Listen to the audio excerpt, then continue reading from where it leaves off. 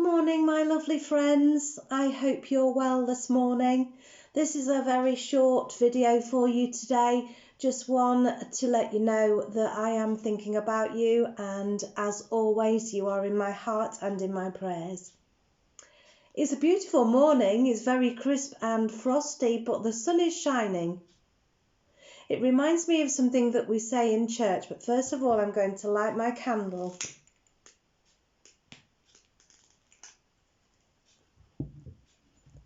I'll leave out my candle there. In our churches, at the end of our service, when we have our communion service, we say, "Go in the light and peace of Christ. Thanks be to God." Go in the light and peace of Christ is what we say to people. We don't say, "Bye, see you later." We say, "Go in the light and peace of Christ." We're very much about light at the moment because Epiphany is all about light. It's about the wise men following the stars that light up the night sky, following a new star to signify that something very special was going to happen.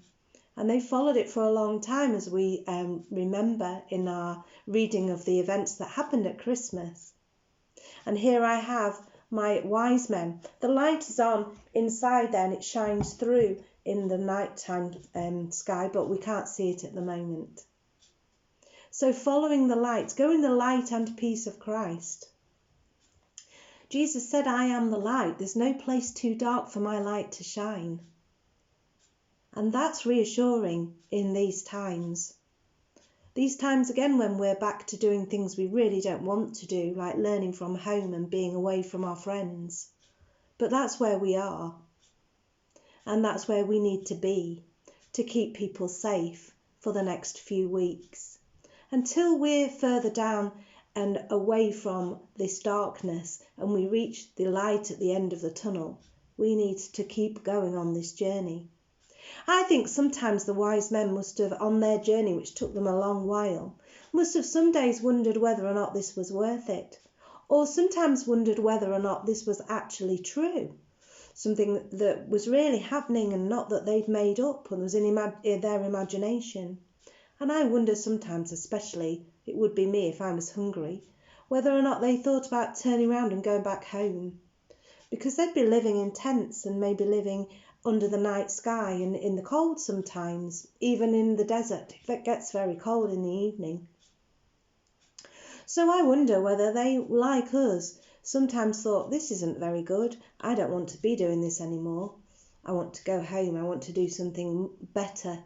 I want to go back to what I was doing before I started on this journey." But we are where we are, and we need to be safe, and we need to keep others safe.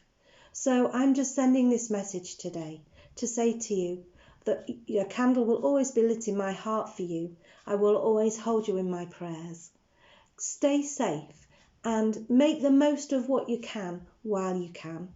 And one day you will be back with your friends. One day you will be able to learn in school. One day you will see that light.